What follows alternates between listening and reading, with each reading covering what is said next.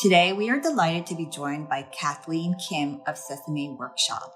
Kathy is the puppeteer behind Jiyoung, the Korean-American Muppet who made her debut on Sesame Street this past November. If you have any kids in your life who watch Sesame Street, you might know that Jiyoung is 7 years old.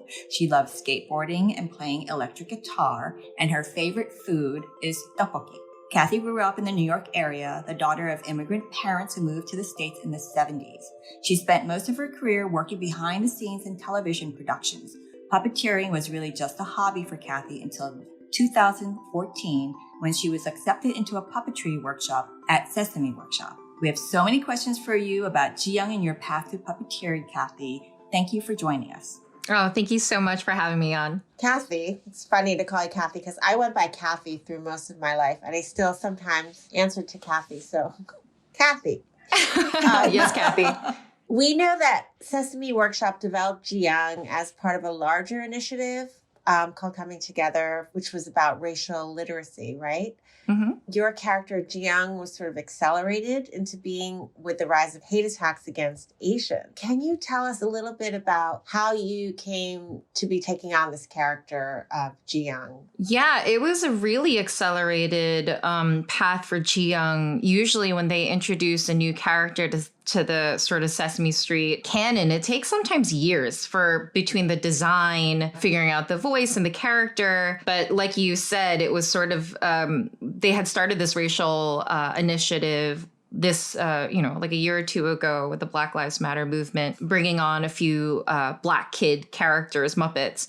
And so when Sesame Street decided to do an anti-Asian hate special, they went back and forth about whether or not to introduce a new puppet. We literally just got together in a brainstorm with like Sesame Workshop and then like the handful of Asian Americans who work at Sesame to just brainstorm like what we would want to see in a special, trying to encompass anti-Asian hate, which is like such a broad term because obviously there's so many different countries and cultures within the Asian American diaspora that they weren't really sure whether or not a puppet would really be appropriate for it.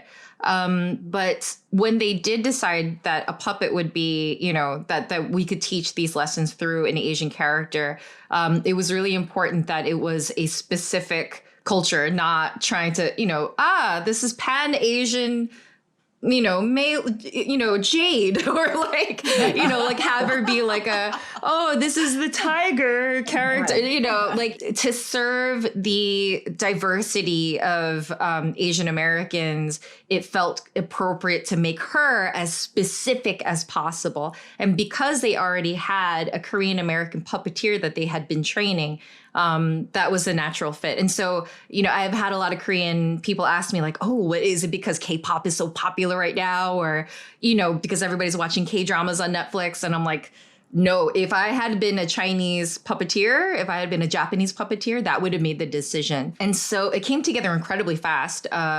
We had this brainstorm in spring of 2021. And during this, I don't remember when it was like in the summer. My friend Liz Hara, who's Japanese herself, she's a writer at Sesame Street and wrote See Us Coming Together. She came up with the character of Jiyoung as being this loud, spunky rocker character. And she actually surprised me because like while she was sort of brainstorming ideas for See Us Coming Together, she would text me on the side, as like being one of the other few like Asian people at like Sesame Street, what do you think of this? And one day she said, can I just get on a quick Zoom with you? Because I'm having a real problem with this and I want to talk this out. It'll just take 10 minutes. I'm like, yeah, sure. And so I jump on Zoom and it's not just Liz, but it's like all of our puppeteering like peer friends. And they got all on a Zoom call to surprise me with the news that I'd be playing the first Asian American Muppet. God. Wow. And even more than the news of me getting the Muppet, just honestly having like my friends who, not necessarily they've done things at Sesame, but like we just all kind of came up together and to have this support, was a very emotional thing. So then from the summer of like knowing that this was going to happen, the design of the character was in process. It was like September, like the third week of September that we shot the special. And so this was for Sesame Street, it was an incredibly accelerated timeline. But yeah, it's, Liz and I, mostly Liz, but, she sort of wanted to get some input from me as a Korean American about Jiyoung, but I think it was important for both of us that she both like embraced parts of her culture, but also, you know, kind of pushed against stereotypes of Asian girls in this country. And so she's like loud and she takes up space and she's like a rocker, but she's also proud of her heritage and proud to teach it to her other friends at Sesame Street. But I'm still trying to figure her out. So do you and Liz work together on story? Jiyoung seems like she was very closely modeled on you and your personality too. So you're developing the character almost like an actor would. Do you also get a chance to shape the storyline as well? The storyline honestly comes a lot from like curriculum and research. They are very closely tied with writing and story because, you know, Sesame is like an educational show. And so the character-wise, Sesame very much prides itself on trying to do things right. And so they do have cultural consultants that come in. But in terms of like, I don't know, like, yeah, when Liz was asking me, what do you think her favorite food would be? And I literally just gave her a list of like typical foods that young, you know, people like, and kind of gave it context like, oh, well, we eat myeokguk for birthdays because of this, or we love japchae and we eat it like, you know, on certain holidays because of that. But I just said like ddukbokki is kind of like an equivalent of like mac and cheese. I feel like it's like this kind of starchy, you know, comfort food. And so that seemed appropriate. So like details like that, like they've definitely asked my input on, or when we have like a script, we'll do a table read and they give us opportunities to make suggestions or changes. Like there was like one where one character trait was that like, oh, we love like sitting, you know, down to dinner together, and Halmini tells old stories from the old country. And it's like, that didn't sit right. Cause I'm like, I don't know. Like, I feel like most like immigrant kids have the experience of like, our grandparents did not talk about the old country because there were so many painful memories, you know? Mm-hmm. And so like maybe in other cultures, it's appropriate to like, you know, grandma would spin yarn by the fire and like all the, but like it wasn't, you know, like there's so much about like my, you know, history that like, you know, and I feel like a lot of Korean Americans can relate to that because, you know, there's so many things about our, you know. That's so funny because my grandma was smoking 3 packs of cigarettes a day, like, you know, like. Oh, really? Yeah, that was my harmony. They don't usually like to talk about the hard times at all. Yeah. And so like, but it's not something that you could Wikipedia. Like, you know, there's definitely like different cultural things that like Jiyoung will be like, you know, planting here and there and talking about that. I'm sure, you know, it didn't always come from like a Korean writer or a Korean producer. You know, like they looked it up. Can we bring in a consultant? It's definitely a collaborative process. And I think I mean, that was why it's like it's so important to have. What I was surprised by was that like on some Asian media outlets, like they said, oh, there's a new Asian American Muppet on Sesame Street. And guess what? Her puppeteer is also Asian American. I'm like, is that surprising? Like, and that's kind of sad that it is because obviously to have like an authentic character, it only behooves like the whole thing to have somebody who speak to, you know, from their own experience and make her feel real, you know? I think that is a new thing that we have come to realize is important. I mean, it was not that many years ago that Asian characters were played by non-Asian actors. So behind the scenes, you know, whether it be voices or whatnot, being voiced by actual people of that race. I think that's a new development. It's crazy, isn't it? I mean, like we are having that at Sesame where there have been not too many, but characters who were, you know, not white, played by white people, sometimes with an accent. And in this new anti-racism and embracing other cultures sort of initiative that Sesame is taking very seriously, they're shifting that over.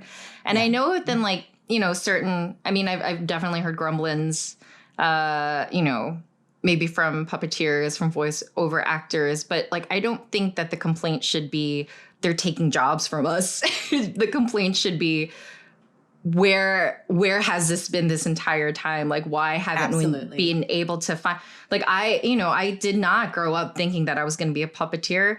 Cause like, who, it was like all a group of like white dudes doing it when you saw the behind the scenes stuff. Yeah. And like, my Korean immigrant parents weren't going to encourage me to do something that wasn't like established already by, they wanted just like all of us to like end up in something safe and vetted, being a doctor, being a teacher, being a lawyer, whatever. And so it wasn't for me. That's like, even going into production was like kind of like pushing against the grain, One of the reasons why we wanted to have you on is that, besides Sesame Street, puppetry is kind of a real, like, what is that, for many of us. And it's not only, first generation immigrant parents who may feel apprehension about their kid going into puppetry. I think anyone would, because it's this kind of big unknown field. Like, how can you sustain yourself? Is that a real job? And you said that wasn't what you thought about doing when you were young. So can we take us back to young Kathy and sure. Where did you grow up and what were you like as a 7-year-old? So we grew up in Woodside, Queens, and then we moved out to the suburbs when I was about 7 or 6 or 7. And I was incredibly shy. I was very quiet. So I would like hide behind my mom if we would even go to a restaurant because there were like so many people there. I definitely loved Sesame Street and PBS and television just in general. And I think I always like knew that I wanted to go into media of some sort, even if I didn't know what the word for it was. Honestly, it wasn't until I went to Hangul that like I found my voice because, went to Korean school on Saturdays and it was like school, but it didn't totally matter. Like it was great to like learn, but also it's not like the grades went on any kind of like record. And so that's where I started like kind of being a class clown a little bit because there was less pressure to be prim and perfect and get good grades and have like teachers like say good things at PTA meetings. And I think that's when I figured out that like I was like funny or performative. So did you speak Korean in the house at all? Yeah, I did speak growing up, and we had our Shiharmony live with us for a few years. And so I feel like that was when my Korean was the strongest, but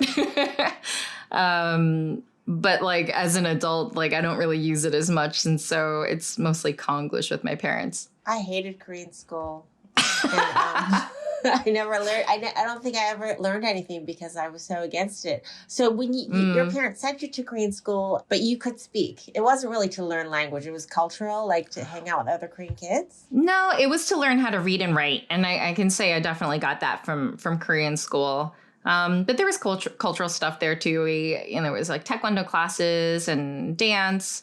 And then eventually just like hardcore SAT classes, because that's really what all Korean parents want to give to their kids. Yeah. But yeah. And so as a kid, like I feel like my parents like wouldn't let me go out for drama club. They wanted all the stuff that like you would put on a college application, newspaper and that sort of stuff. But I don't know. I liked puppetry a lot. Like I would, make like a puppet out of a scarf and my glasses and do like a thing at the lunch table or whatever. But again, it wasn't even in my mind that it was like something that you could pursue. Because like you said, it's not even for confusing for people who didn't grow up here. People who grew up watching Sesame Street from like the 60s and 70s are like, they still don't, nobody understands how it works. It's such a niche performing art. I happened into it by not accident, but by sheer, I feel like, luck, and I feel incredibly fortunate. But even now, it's just like I'd been doing production work with like a little bit of puppet stuff on the side. But these last couple of years, I'm like, all right, am I doing this? I guess I'm a puppeteer now. Because when you say you were doing production work, you were working really like in TV, like at Travel Channel shows and the that's right. Network, things like that, right? Yeah, the puppet stuff was just like a funny, thing that I was always interested in. I love the Muppets and anything Jim Henson. So I had started TV work at like Discovery Kids and Nickelodeon because like again, inspired by Sesame, I wanted to do educational TV. And then there was like this huge recession in like 2008, 2009 where like everybody just lost their jobs. And I landed in reality TV, and it was like this kind of blooming industry that suddenly there was so much work in it. I'm like, okay, this is what I do now. And this is like a pretty good living, you know. My husband, I don't think we were married at the time, but he did a lot of comedy improv at the UCB theater in the city. And he found this class that was called Teaching Puppetry for Comedy Improv. And he's like, you like puppets? I like improv. This is a class that we could take together for fun. And that's really how it all started. The teacher of the class, he had worked as a puppeteer for decades, and I guess he saw something in me because he took me on as his assist on like little gigs here and there. And every time I got to do it, I'm like, wow, this is so cool. I get to live my childhood dream. What kind of gigs was he doing, and what kind of gigs were you doing? I mean, like sometimes it would be like a live comedy improv show with the puppets. Sometimes it would be like a pilot that he was doing as a favor, and then he would bring me on. There was like a couple like YouTube like music videos for like there was like the Super Sprouts, which was like superhero vegetables. And then you know, encouraged like healthy eating and living for kids. And then I don't know, just like things like that. And then there was like this indie movie called The Fuzz, which was interesting. Did you play The Fuzz?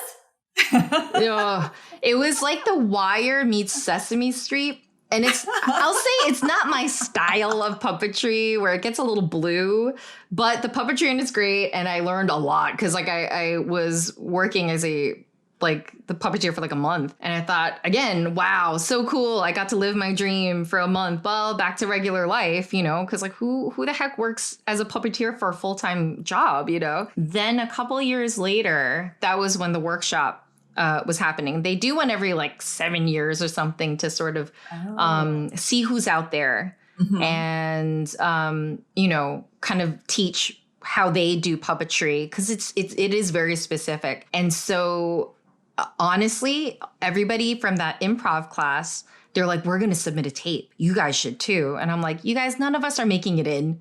And like, you guys are crazy. And the night before the submission was due, I had this like terrible feeling of like, I'm pretty good at this. And I know these guys are like, okay, you know, and I'm like, if they all get in, I feel like I'm going to regret it because I would have gotten in. And that was really the only reason that I submitted a tape was like the fear of regret, not because I'm like, this is my chance.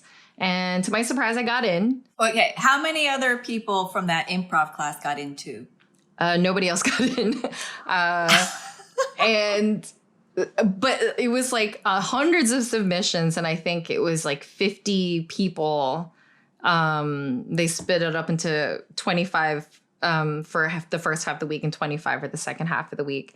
And the people that were there were like legit people who had been doing it. And I felt completely fish out of water. I was like, this is, you know, these people are all going to school for like theater and acting. They've like been on stuff that I rode the elevator up with the guy who's like one of the leads in Avenue Q. And I had no idea. I was like, oh, are you here for the workshop too? Like, I'm really excited. He's like, yeah, me too. And then we get into the conference room and like someone goes straight up to him. He's like, oh, Jason, I saw you on Avenue Q. You're incredible. And I'm like, what? Wait, what? And like everybody seems to know everyone. And I'm like, they have the wrong guy. And like clearly, you know, but yeah, it was like that. And again, that workshop was like, wow, got to touch a Muppet. Amazing. Back to normal life. I truly, every step of the way, I feel like I've been kind of like just tripping upwards, like, you know, being brought on to stuff to see if, hey, you know, we do need more women and we certainly need more diversity. It's, you know, a completely white dude space and has been since the beginning, you know, like Jim Henson and all of his dudes, you know, and I think for sure, like my diversity, honestly, kind of got their attention. But, you know, hopefully it's more than that kept me in the room. But yeah, so from that workshop, they like brought a bunch of us in to do a day or 2 or 3, you know, to assist, do what we call right-handing, where we like literally do the right hand of the puppet while the main performer is doing their right hand if they're a righty, and most of them are controlling the head and the mouth, and their left hand is either has the rod for the left arm, or if it's what we call a live hand puppet, like Cookie Monster has like gloved hands, so he can do this. His hand is in the left arm, and literally a person called a right hand or an assist will come in and like fill out the right hand or pick up the right rod So, if the puppet needs to do 2 independent things. Anyway, so they would bring us in to do that stuff for the background, do a butterfly, do one of the honkers in Hooper's store, because there's always a honker in Hooper's store wiping down the counter. They kind of like start us off doing that. Okay, I'm so curious to understand a little bit more about like the subculture of puppeteers. Yeah. Now you must have a sense of like the types of people who become puppeteers. Like versus maybe like types of people who are like go into comedy, or the types who are actors. Like, is there a personality type, you think? I don't think that there's like one personality type, especially since it is so niche. There are people like me, and I will say it's mostly women who kind of like started off doing one thing and then they sort of tripped into this. And then there are other people who like are born, come out of the womb, like this is what I want to do. And I feel like if there's anything that we have in common, it's that, I don't know, I guess it's that sort of like we tap into that sort of inner kid in us. And for me, I think what attracts me to puppetry, it's like animation, but in real time. You can literally take like a pen or a little piece of felt and have it come to life, like in real time, and give it a personality. And I think in a weird way, it's like world building, like where you can kind of like create like your own like little world, but it's like instant, I mean, not maybe for me, I don't build puppets. For people who like actually build their own puppets, there's definitely a wide range of people who are attracted to puppets, but I feel like the ones who are successful in getting work in TV and film, they're really good team players. I feel like, if you see what happens like below the frame, like below where the puppets are, it's just like a tangle of humans. If you imagine like all of us with our arms up in the air and we don't know where we are in the frame, or if we're looking at what we're supposed to be looking at. And so in order to control, make sure that puppet looks good, it looks like it's alive, we're all working off of small monitors. So cool. Yeah. And it's not like choreographed, like we can, practice or anything like that. We oftentimes go to set. We've seen the scripts.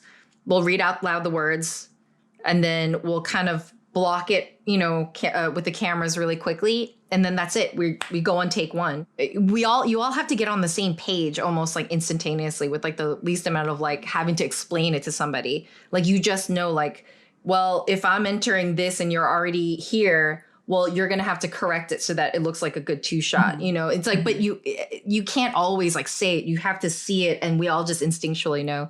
And so I think that like for successful puppeteers, like you have to be able to communicate very quickly and just get on the same page and be playful. I mean, like you can't be, there are serious puppeteers, but like, I think to do what we do, you have to have like a silly, playful personality. I don't know if that answers your question. It does. Like, it's interesting. And also makes me think about how physical it is. At the same time, you're improvising, or obviously you're acting, but you have to be so nimble. Yeah, it's people say, "Oh, you must be so strong." I'm like, no, I think you just get really used to the discomfort of of like having your arm up in the air forever, or like, this is definitely like a muscle that I'm still like the people who've been doing it for decades. I mean, they can just keep going, and I'm like, ow, ow, ow, ow, ow. Like yesterday, I was doing the right hand for Oscar the Grouch inside of his trash can, and I'm behind the performer, but I have to make sure that his arm is the same, that it looks even to his other hand, even though I'm like a foot behind him. And so it's just like this, like, you're just like holding your arm out like that, it's like a lot of unnatural positions. And so the getting used to that is more, just as important as the actual physical flexibility also. And then just spatial awareness, because, we're moving around. None of us are looking up. We're like all looking down at monitors and stuff. And, you have to make sure that you're not crashing into people, that you're not blocking somebody else's monitor. It's just, you're constantly just being aware of like all the things.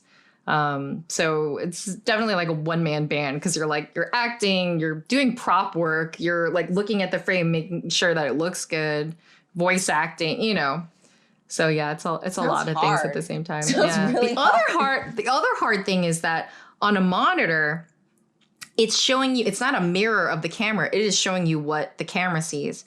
And so camera left for you is right. And so like if you're trying to move this way, it's hard to explain, but it's a mirror. It's not a mirror image. It's what the camera sees. Right. And so everything that you're doing has to be backwards in real time. And it's like, it takes like a year to like rewire your brain so that you're not like, you know, overcorrecting in the wrong direction. And it's just millimeters because like, and here's to get geeky, but it's like a big part of how you make a puppet look real is where it's looking, I think, because the second, you know, the puppet is like here, you know, as opposed to like, hi, welcome to Sesame Street, you know, versus like, hi, welcome to Sesame Street. It just, it takes the magic trick away. And so like literally that focus, whether it's looking down the barrel or looking up at the person that they're talking to, is like, it could be a matter of inches. And so it's like, it's a tough, and some of these guys have been doing it forever. They make it look effortless and they're absolutely brilliant at it. So we know that you played a character on Nora from Queens. Oh yeah. And, besides Sesame Street, how many other opportunities come up where they need a puppeteer? Oh, that's a good question. I don't know. You'd be surprised. Like a friend of mine is working on a sci-fi show. And so he is puppeteering all the robots. Or during COVID, I had a friend whose job was to puppeteer RC controlled babies because during COVID they couldn't have actual babies on set. And so it's not, you know, it's not often, but like, cause there's not a ton of like kids shows now that have puppets. 20 years ago, there was a ton on at the same time, but now it's like, it's, you know, with CGI, it's sort of pushed that out of the way a little bit. But there's still opportunities for it. Wait, will you tell us a little bit about what it was like working with Awkwafina on the Nora from Queens? Yeah. So I played Tony, Nora's imaginary friend from her childhood, who she always blamed for ruining her dad's romantic relationships. And so originally they had reached out to some like, you know, known actors, but couldn't book anybody in time. And so with like weeks till production, they decided that maybe we just make him a big puppet, like a big walk around mascot. You know, Nora Awkwafina is like 5'2".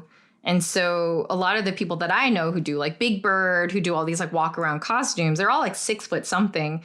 And so to put a costume on top of a 6 foot something person, it'd be hard for them to be in the same frame. And so truly, my boss at Sesame Street is the puppet captain, and he also plays Big Bird, and he's Kermit now, Matt Vogel. He texted me and said, "Are you available? Also, how tall are you? Or more appropriately, how short are you?" And I said, what? You know? And I literally got the job just like sight unseen by being a shorter person. And then how tall are you? I'm like 5'5", 5'6". So not short, but just shorter than, And then she was so excited. We got on a production call. And when she saw that I was an Asian woman, she like freaked out. She was like, yes, this is representation on another level, cool. You know? So she was super psyched. But she's exactly how you see her in interviews and stuff. She's really down to earth. I was really surprised at how she's been so successful these last couple of years, but she was really down to earth. She was really checked in with me because they made this costume so quickly and it was really difficult to move in. The whole thing was like lined with like 2-inch foam. And so it was just like moving any part of your body just felt like you were working against like resistance bands. And so she would just like check in and make sure that we were like, she's like, don't let them take more takes than you're, you know, capable of doing. Like, we can choreograph this. Let's figure this out, you know. So she was like really collaborative and smart and really amazing to work with.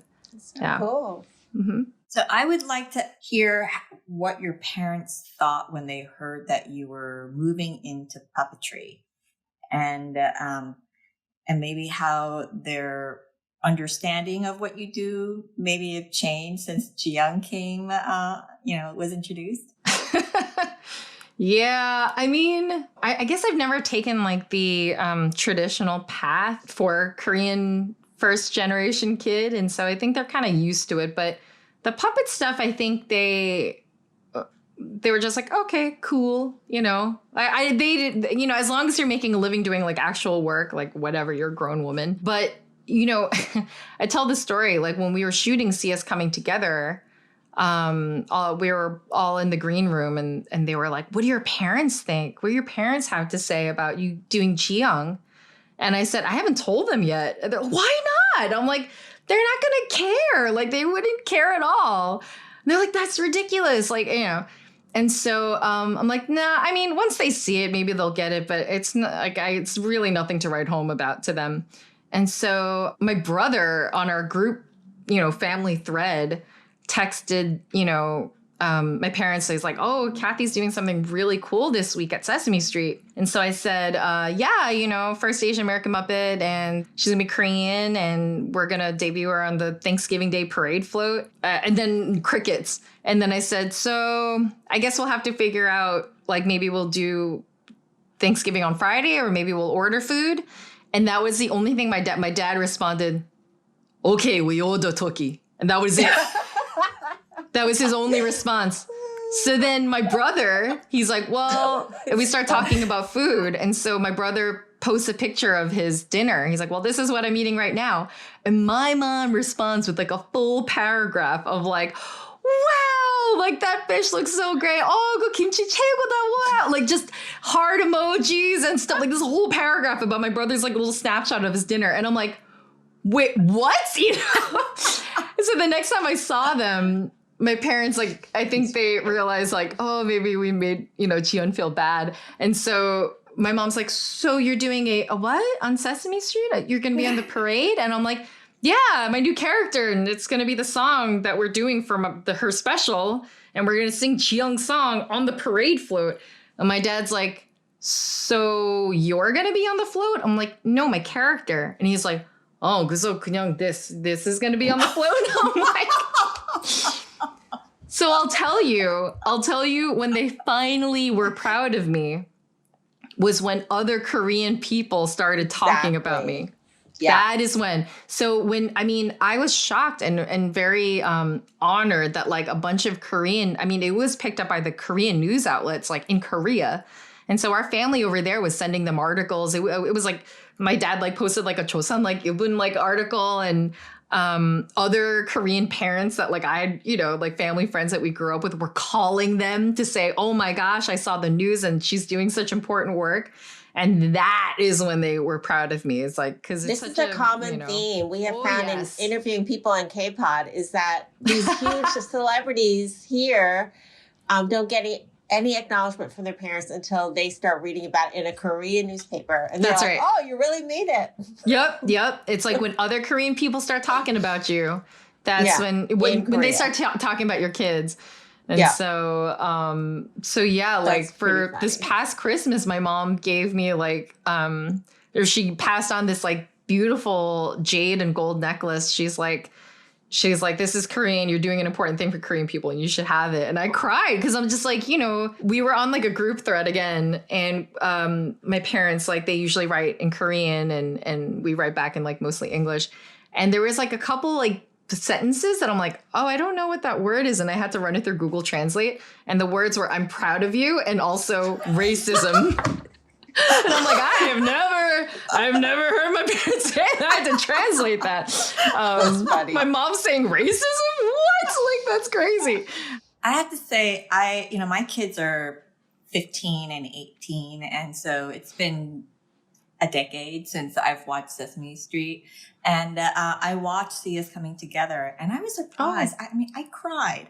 I was so like moved just to see them having the conversation, Alan having the conversation, how everyone was so concerned about her. It just made me think, I can't believe this is happening. I mean, it was really momentous. I gotta say, like, I really thought that she was going to fly under the radar. I thought we would have this special and it would mean something to us, but then it would just kind of go away. But, you know, we've had like other Asian characters on kids shows before, but I think like this is we're shooting right now the 53rd season of a show. Like there's not a lot of shows that could say that. It's an American institution. Muppets are an American institution.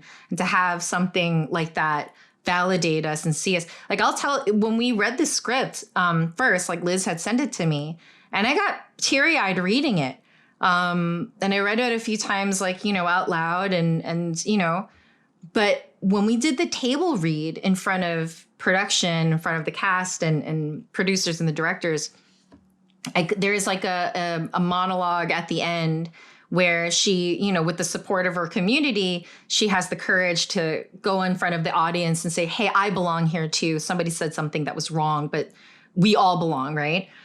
And I couldn't get through the words. I was sobbing so much. And there was something about saying these words of like being seen and validated in front of a room of like white people felt, it was very emotional. And the response that I've gotten from mostly people our age, you know, parents who grew up watching, not having our own, you know, like not having like that mirror in media, feeling like we were on the outside, that we were the other. It's meant a lot to them. And so I feel like I've gotten that response from other people. And it's, I guess I can't say that I'm surprised. Like it was really like just kind of like sideswiped by all of it. Cause again, it happened so fast. And I was so nervous that like, am I going to be doing justice to this, you know, this role? And I, you know, maybe like in my self-defeating mind, I was like, nah, maybe like nobody will care. Like nobody care. Like we're not really in the conversation of racism, right? It's like, it's about like, we're sort of the silent other, you know? Mm-hmm. It's something that like I take very seriously. And the one thing that got me through the week was Leslie Carrera, who plays Abby Cadabby. You know, I was telling her I was nervous and she's like, it's not about us, it's through us. And that got me through a week. It's like, it's not about me. And I think about like how everybody, you know, like so many of these people are better technicians and they're better puppeteers or better character actors. It's like, you know what? It's not about me. It's not even about Jiyoung. It's about this message of belonging that we're all doing together. Your response, Juliana, has been that of a lot of people our age, just feeling validated and seen. I promised my friend I would ask you this because my best friend from high school is Jiyoung. Exactly. Well, she doesn't hyphenate her name, but so she wanted me to ask you, how did you guys come up with the name Jiyoung? Mm-hmm. Because it's close to your Korean name, but it's not your Korean name. It is close to my, yeah, I'm Jiyoung, Nia Jiyoung, but like, no, it had nothing to do with my name. Liz had just Googled some names. And honestly, the story is that like Sesame Street's mission statement is making kids smarter, stronger, kinder. And so she just wanted to incorporate at least two of those words into her name. Because as we all know, like, you know, a traditional Korean name has like, you know, 2 syllables and each has like a meaning behind it. And so originally it was Ha-eun, but the un proved a little bit awkward. Yeah. Which on one side we were like, well, should we just force people to get used to it? Because like that, you know, but we went back and forth and we had a meeting. It was like me, Janet Kim, who's Korean, produced See Us Coming Together. And then someone from the script department who's also Korean. The 4 of us just got on a Zoom and just like Googled different names. And so we saw that Ji means smart, Young means strong or brave. But then we found out that C also means chamke, sesame. And so we're like, oh, well, perfect. It's perfect. And so it went between like Youngji and Jiyoung. So we decided on Jiyoung. And then in her backstory, she has 2 siblings. And so it felt like it would be easier to go Ji and then add like kindness and, you know, intelligence to her siblings eventually.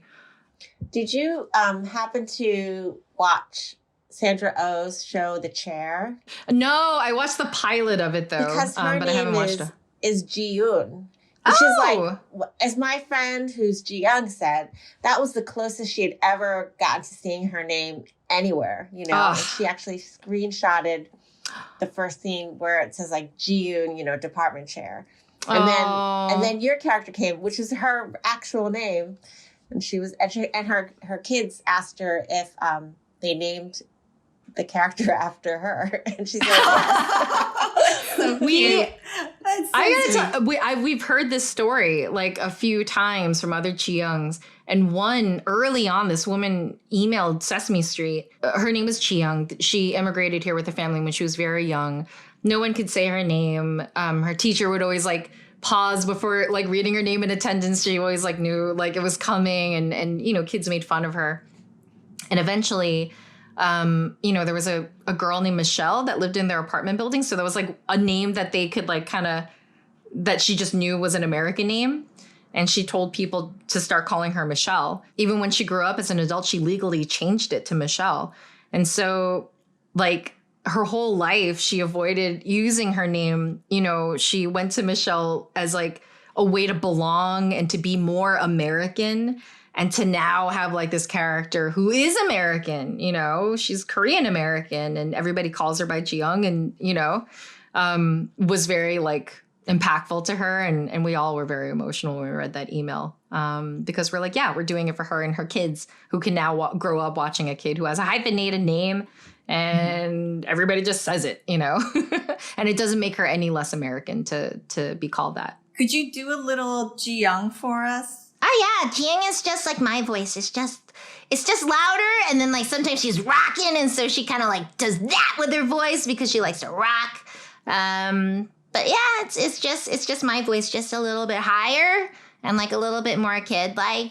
Like maybe she like slurs her words, or she doesn't know she doesn't know what she's about to say sometimes, but she starts talking anyway. You know, so it's just that. What does your daughter think about Jiyoung?